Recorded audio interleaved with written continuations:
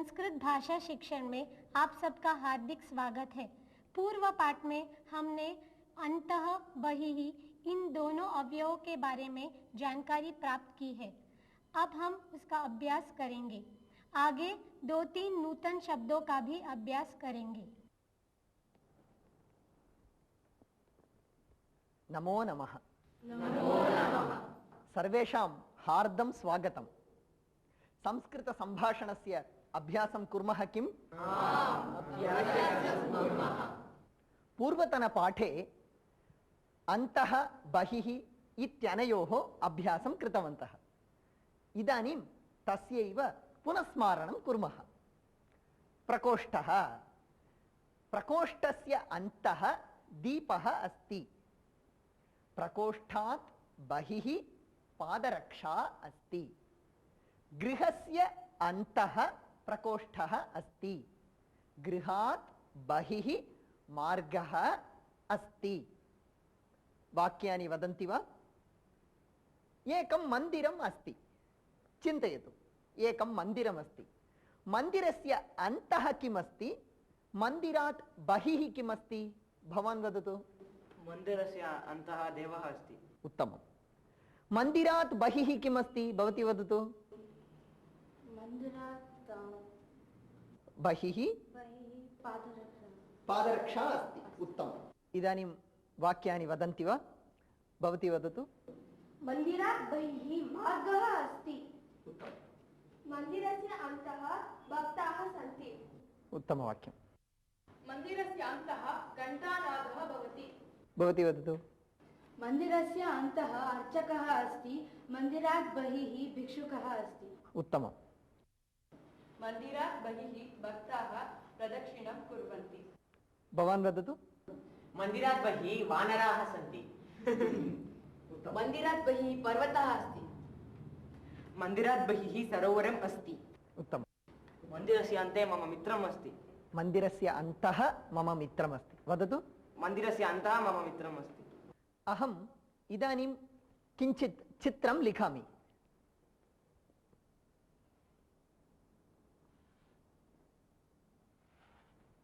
भवान् आगच्छतु।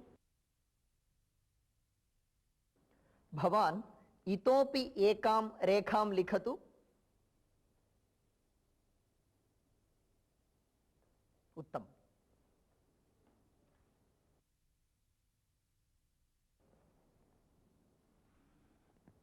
भवान् आगच्छतु।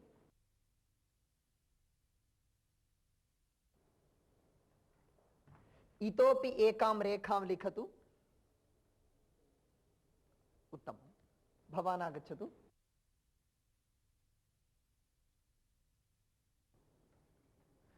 इतोपि दीर्घां रेखां लिखतु। उत्तमम्। सः इतोपि दीर्घां रेखां लिखितवान्।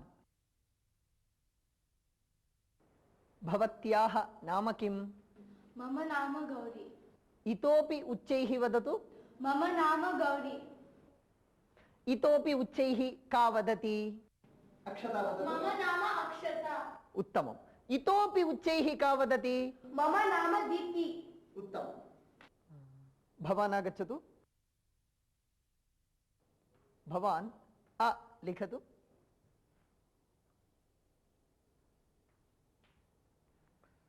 इतोपि बृहत् लिखतु। इतोपि बृहत् लिखतु। इतोपि बृहत् कः लिखति?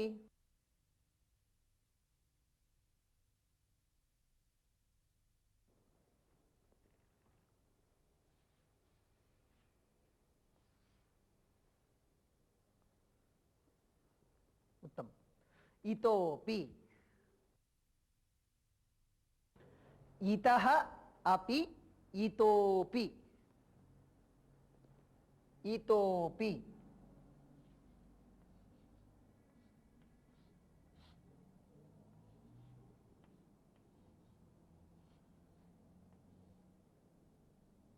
इतोपि। अहं किञ्चित् संगीतं जानामि। अहं इतोपि संगीतं ज्ञातुम् इच्छामि। अहं किञ्चित् संस्कृतम् अधीतवान्। अहम् इतोपि संस्कृतम् अध्येतुम् इच्छामि। किञ्चित् अभ्यासं कुर्मः वा? अहं बाबुलालः किञ्चित् खादति इति वदामि। भवन्तः बाबुलालः इतोपि खादितुम् इच्छति इति वदन्तु। बाबुलालः किञ्चित् खादति।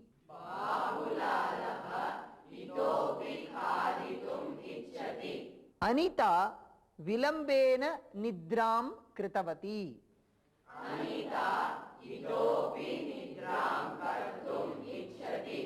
राकेशः किञ्चित् श्रुतवान्।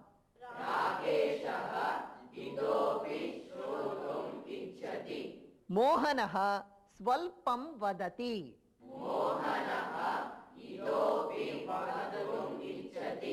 इतोपि वक्तुम् इच्छति।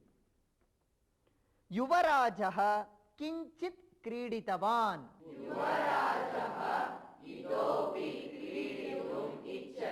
सीता संगीतं गीतवती।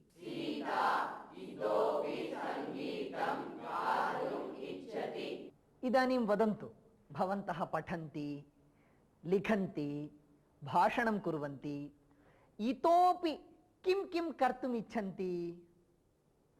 अहम् इतोपि अभिनयं कर्तुम् इच्छामि। अहं किञ्चित् आङ्ग्लभाषां जानामि, इतोपि ज्ञातुम् इच्छामि। अहम् इतोपि दानं कर्तुम् इच्छामि। उत्तमम्। अहं किञ्चित् सङ्गीतं जानामि। अहं किञ्चित् सङ्गीतं जानामि, इतोपि ज्ञातुम् इच्छामि। अहम् इतोपि चित्रलेखनम् इच्छामि। अहं नृत्यं किञ्चित् जानामि, इतोपि ज्ञातुम् इच्छामि। अहम् इतोपि पठितुम् इच्छामि। उत्तमम्। अहं भरतनाट्यं किञ्चित् जानामि, इतोपि ज्ञातुम् इच्छामि। अहं इतोपि कवितां लेखितुम् इच्छामि। अहम् इतोपि दूरदर्शनं द्रष्टुम् इच्छामि। भवान् इतोपि किं कर्तुम् इच्छति? मम किञ्चित् सामान्यज्ञानम् अस्ति। अहम् इतोपि ज्ञातुम् इच्छामि। अहम् इतोपि सङ्गीतं श्रोतुम् इच्छामि। अहम् इतोपि क्रीडितुम् इच्छामि। अहम् इतोपि नाटकं द्रष्टुम् इच्छामि। अहम् इतोपि भगवद्गीतां ज्ञातुम् इच्छामि। अहम् इतोपि संस्कृतं ज्ञातुम् इच्छामि। उत्तमम्। अहम् इतोपि वेदमन्त्रं पठितुम् इच्छामि। अहम् इतोपि तबलावादनं कर्तुम् इच्छामि। अहम् इतोपि पादकन्दुकं क्रीडितुम् इच्छामि। उत्तमम्। इतोपि अर्थम् अवगच्छति वा? इतः अपि इन दोनों शब्दों के योग से बना है इतोपि शब्द, जिसका अर्थ है और भी या थोड़ा और भी ज्यादा, और भी कम इत्यादि अर्थ में इसका प्रयोग होता है। अब आप एक दृश्य देखिए जिसमें इसका प्रयोग किया गया है।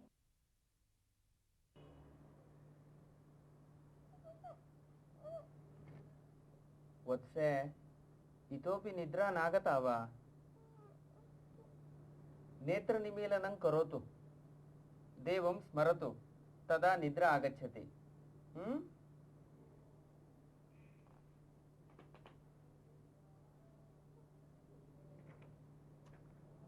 किं भोः, इतोपि निद्रा नागता वा? इतोपि निद्रां न करोति चेत् ताडयामि।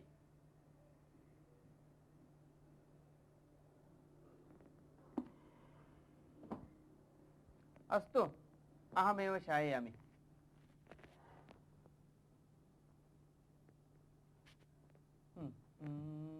इतोपि निद्रा न आगता वा?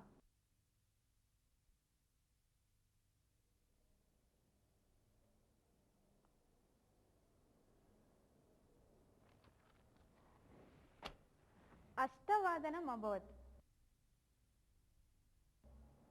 मञ्जुनाथः इतोपि न आगतवान्।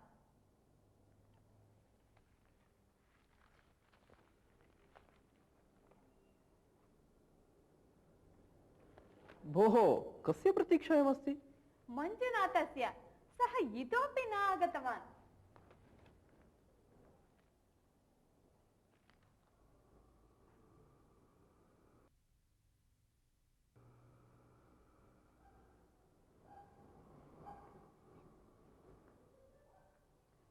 इतोपि नागतवान् वा? नहि।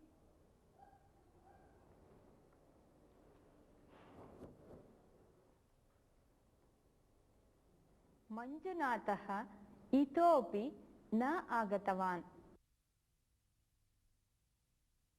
मञ्जुनाथः इतोपि नागतवान्?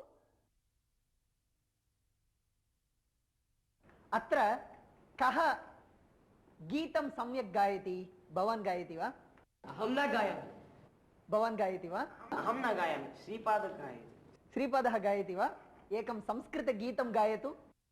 वातापि गणपतिं भजेऽहं वातापि गणपतिं भजेऽहं वातापि गणपतिं भजेऽहं वातापि गणपतिं भजेऽहं वातापि गणपतिं भजेऽहं वातापि गणपतिं भजेऽहं सङ्गीतम् इत्युक्ते वारणास्यं अहं बहु इच्छामि। सङ्गीतम् इत्युक्ते मम बहु आनन्दः अस्ति। पायसम् इत्युक्ते अहं चषकद्वयमपि पिबामि। इत्युक्ते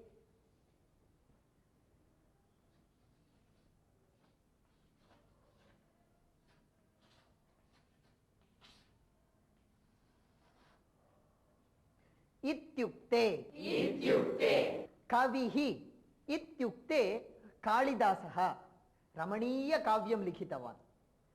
तबलावादकः इत्युक्ते जाकिर हुसैन। आदिकविः इत्युक्ते कः?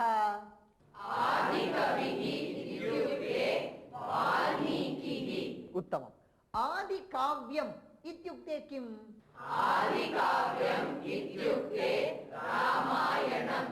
नाटकम् इत्युक्ते अभिज्ञानशाकुन्तलम्।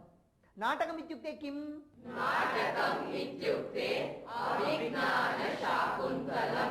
संस्कृतिः इत्युक्ते भारतीयसंस्कृतिः।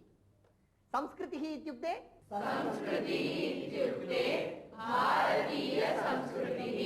अहम् इदानीं शब्दद्वयं वदामि। इत्युक्ते योजयित्वा वाक्यं वदन्तु। लम्बोदरः गणेशः। दाशरथिः श्रीरामः। वैनतेयः गरुडः। सौमित्रिः लक्ष्मणः। गिरिजा पार्वती।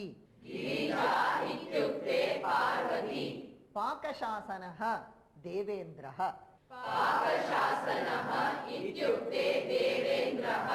अच्युतः श्रीकृष्णः। गाङ्गेयः भीष्मः। कौन्तेयः अर्जुनः। वाग्देवी सरस्वती। नेताजी सुभाष चंद्र बोस। राजाजी राजगोपालाचार्यः।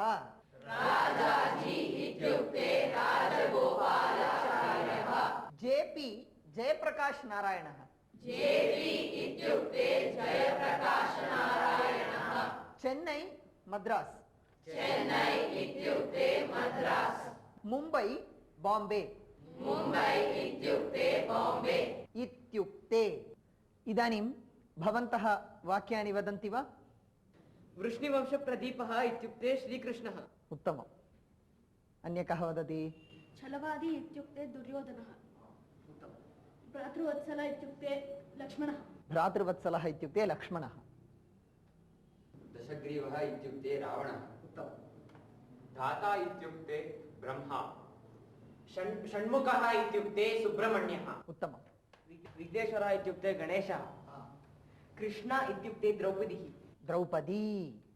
कृष्णा इत्युक्ते द्रौपदी वदतु कृष्णा इत्युक्ते द्रौपदी उत्तमं दानशूरः इत्युक्ते कर्णः उत्तमम् अत्र पाञ्चाली इत्युक्ते द्रौपदी बादरायणः इत्युक्ते व्यासः धर्मराज इत्युक्ते युधिष्ठिरः पुनः वदतु धर्मराजः इत्युक्ते युधिष्ठिरः हा पतिव्रता इत्युक्ते सीता पार्थः इत्युक्ते अर्जुनः हा मेघश्यामः इत्युक्ते कृष्णः सत्यवादी इत्युक्ते हरिश्चन्द्रः महादेवः इत्युक्ते शङ्करः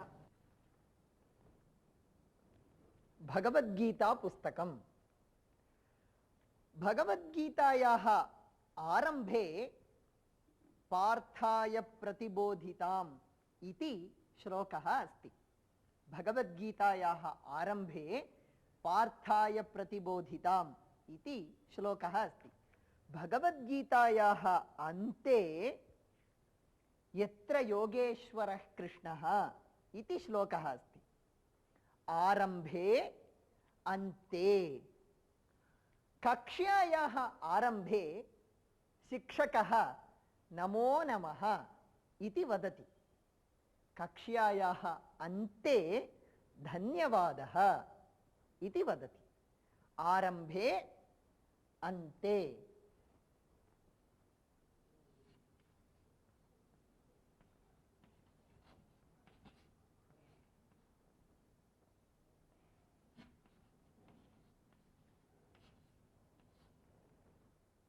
कार्यक्रमस्य आरम्भे दीपज्वालनं कुर्वन्ति कार्यक्रमस्य अन्ते वन्दनार्पणं कुर्वन्ति कक्ष्यायाः आरम्भे शिक्षकः वाक्यं वदति कक्ष्यायाः अन्ते अभ्यासं कारयति पूजायाः आरम्भे विनायकस्तोत्रं वदन्ति पूजायाः अन्ते आञ्जनेयस्तोत्रं वदन्ति कविः काव्यस्य आरम्भे मङ्गलाचरणं करोति काव्यस्य अन्ते अपि मङ्गलाचरणं करोति आरम्भे अन्ते वदतु आरम्भे अन्ते इदानीं वाक्यं वदन्ति वा आरम्भे अन्ते कः वदति अहं मङ्गलकार्यस्य आरम्भे गणेशं नमामि उत्तमं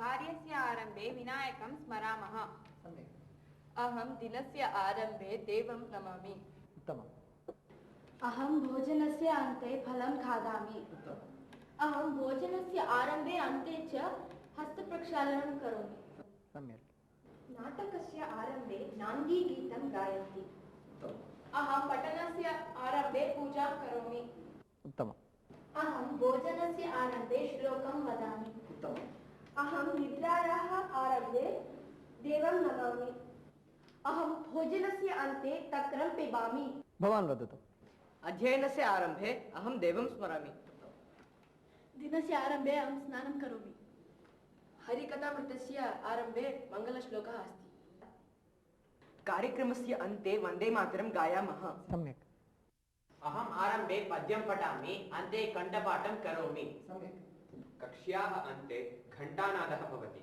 कक्ष्यायाः अन्ते घण्टानादः भवति उत्तमम् शालायाः आरम्भे सर्वे प्रार्थनां कुर्वन्ति उत्तमम् आरम्भे वदतु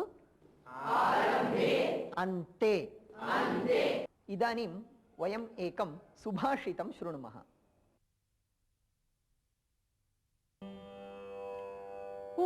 उपार्जितानां वित्तानां त्याग एव हि रक्षणम्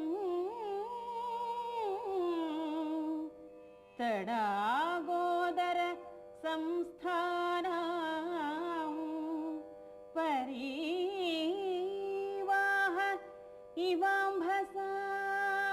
इवाम्भसाम् उपार्जितानां वित्तानां त्याग एव हि रक्षणम् तडागोदर संस्थानां परीवाह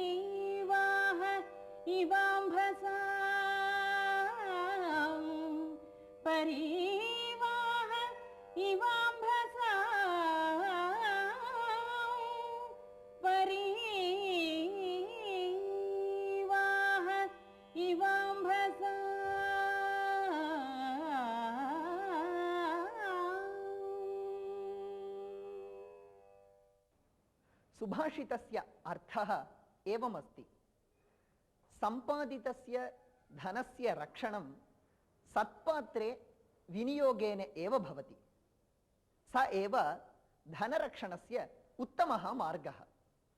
अत्र एकम् उदाहरणं यथा तडागे विद्यमानं जलम् अपेक्षायां सत्यां यदा बहिर्गच्छति तदा एव तत्रत्यं जलमपि शुद्धं भवति, तडागः अपि संरक्षितः भवति।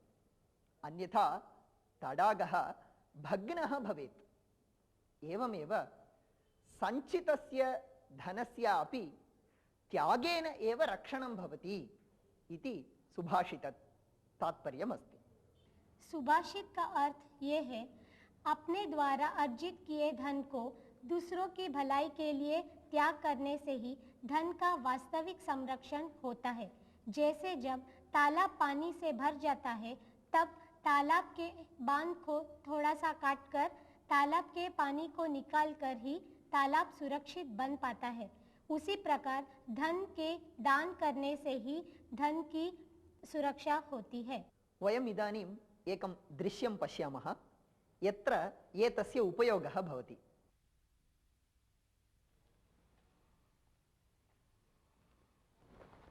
भो, कृष्णमन्दिरं कुत्र अस्ति? अष्टममुख्यमार्गस्य आरम्भे एव अस्ति। पत्रालयः? स तु नवममुख्यमार्गस्य अन्ते अस्ति। धन्यवादः। स्वागतम्।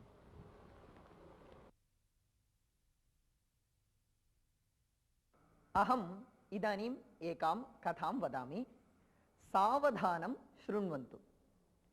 पूर्वं भारते हर्षमहाराजस्य शासनम् आसीत्। तस्मिन् समये चीनदेशस्य पर्यटकः ह्युआन् स्वाङ्ग् महोदयः भारतम् आगतवान्। भारते सर्वत्र पर्यटनं कृतवान्। भारतीय संस्कृतिम् अधीतवान्। अत्रत्यानां जनानां विषये सम्यक् परिशीलनं कृतवान्। अत्र ग्रन्थानाम् अमूल्यवस्तूनां सङ्ग्रहणं कृतवान्। प्रस्थानसमये ह्युआन् स्वाङ्ग् महोदयः हर्षचक्रवर्तिनं दृष्टवान्। स्व अनुभवम् उक्तवान्। महाराजाय धन्यवादसमर्पणमपि कृतवान्। महाराजः अपि अतीव सन्तुष्टः। सः ह्युआन् स्वाङ्ग् महोदयाय राजश्री नामिकां नौकां दत्तवान्। 20 वीरानपि ह्युआन् स्वाङ्ग् महोदयेन सह प्रेषितवान्। प्रेषणसमये हर्षमहाराजः वीरान् उक्तवान्, भोः वीराः, अस्यां नौकायाम् अनेके धर्मग्रन्थाः, अनेकानि ऐतिहासिकवस्तूनि च सन्ति। एतानि च भारतीयसंस्कृतेः प्रतीकानि, अमूल्यानि च। अतः एतेषां रक्षणं भवताम् आद्यं कर्तव्यम् इत्युक्तवान् हर्षमहाराजः। समुद्रे यात्रा आरब्धा। अनेकदिनपर्यन्तं कोऽपि विघ्नः न सञ्जातः। एकस्मिन् दिने समुद्रे चण्डमारुतः आरब्धः। नौका दोलायमाना सञ्जाता।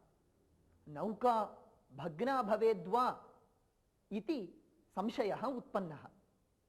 भीतः प्रधाननाविकः उक्तवान्, इदानीं नौका भग्ना भवेत्, प्राणान् रक्षन्तु, अत्र विद्यमानानि पुस्तकानि, ऐतिहासिकवस्तूनि च समुद्रे क्षिपन्तु इत्युक्तवान्।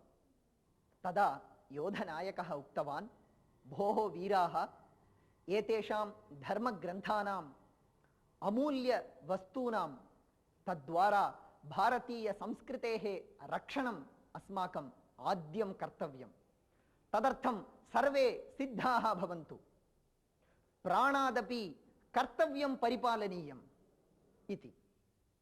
तदा वीराः सर्वे एकैकशः तृणमिव स्वशरीरं समुद्रे क्षिप्तवन्तः। संस्कृतिरक्षणार्थं स्वप्राणानपि समर्पितवन्तः।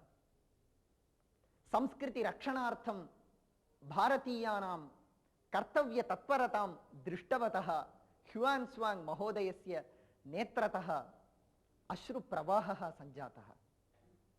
सर्वे कथां ज्ञातवन्तः किल? धन्यवादः। नमो नमः। इसके साथ ही अब यह पाठ समाप्त होता है। अगले पाठ में फिर मिलेंगे, तब तक के लिए धन्यवाद।